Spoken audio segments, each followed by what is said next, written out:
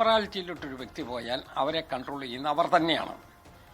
അതൊരു പാർട്ടിക്ക് ക്ഷീണമായി വന്നാൽ പാർട്ടി അക്കാര്യത്തിനകത്ത് സ്ട്രോങ് ആയിട്ടുള്ള നടപടിയെടുക്കണം. ഇപ്പോൾ പാർട്ടി അക്കാര്യത്തിൽ നിഷ്പക്ഷമായ ഒരു രൂപത്തിലുള്ള നടപടിയെടുത്തു. നേരത്തെ ആകാമായിരുന്നു എന്ന് തന്നെയാണ് എൻ്റെ അഭിപ്രായം. ഏതായാലും കൃത്യമായി കോടതിയുടെ ഒരു വിധി കൂടി വന്നതോടുകൂടി ഇനി അതിനെക്കുറിച്ച് സംശയരഹിതമായ രൂപത്തിലുള്ള തീരുമാനമാണ് പാർട്ടി എടുത്തത്. ഇനിയുള്ള ചോദ്യം എംഎൽഎ സ്ഥാനം രാജിവെക്കുമോ എന്നുള്ളതാണ്. അങ്ങനെ ഒരു രാജി ആവശ്യം പാർട്ടി ഉന്നയിക്കും. രാജി ആവശ്യം എന്ന് പറഞ്ഞാൽ പാർട്ടി ഉന്നയിക്കുന്നുണ്ടല്ലോ. ഒരു MLA രാജിവെക്കണമെങ്കിൽ MLA തീരുമാനിക്കേണ്ടത്. നമുക്ക് MLA പാർട്ടിയുടെ വരുതിക്ക് നിൽക്കുന്നില്ലെങ്കിൽ പാർട്ടിയിൽ നിന്ന് നടപടിയെടുക്കുക എന്നുള്ളതല്ലേ ചെയ്യാവുന്നത്. ആ പാർട്ടിയിൽ നിന്ന് നടപടിയെടുത്ത് കഴിഞ്ഞു. ആ പാർട്ടി കൊടുത്ത MLA സ്ഥാനം കൊണ്ടു നടക്കണമോ വേണ്ടയോ എന്നുള്ളത് ആ വ്യക്തിയാണ് തീരുമാനിക്കേണ്ടത്.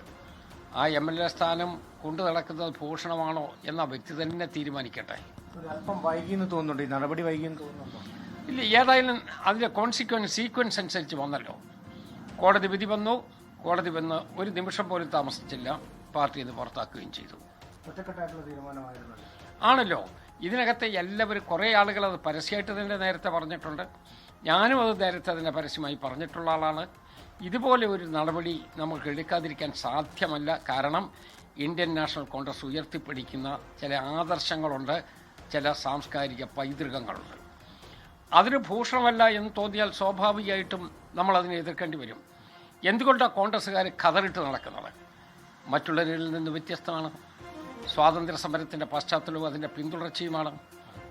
അതിൻ്റെ പേരിലാണ് ഇന്ത്യൻ നാഷണൽ കോൺഗ്രസിൻ്റെ പ്രവർത്തകർ ഈ രൂപത്തിൽ യുവതിയെ പീഡിപ്പിച്ച് ഗർഭിണിയാക്കി നിർബന്ധിച്ച് ഗർഭഛിദ്രം നടത്തുന്ന കേസിൽ രാഹുൽ മാങ്കൂട്ടത്തിൽ MLAയുടെ മുൻകൂർ ജാമ്യാപേക്ഷ തള്ളിയതിന് തൊട്ടു പിന്നാലെ കോൺഗ്രസ് പുറത്താക്കി എന്നുള്ള നിർണായകമായ പ്രഖ്യാപനം കോൺഗ്രസ് വരികയായിരുന്നു. ലോകത്തെവിടെയായാലും ഏത് സമയത്തും 24 വാർത്തകളും ഓഗ്മെന്റഡ് റിയാലിറ്റി പാക്കേജുകളും എക്സ്പ്ലെയിനറുകളും വിശദമായി കാണാൻ ഞങ്ങളുടെ യൂട്യൂബ് ചാനൽ നിങ്ങൾക്ക് സബ്സ്ക്രൈബ് ചെയ്യാം.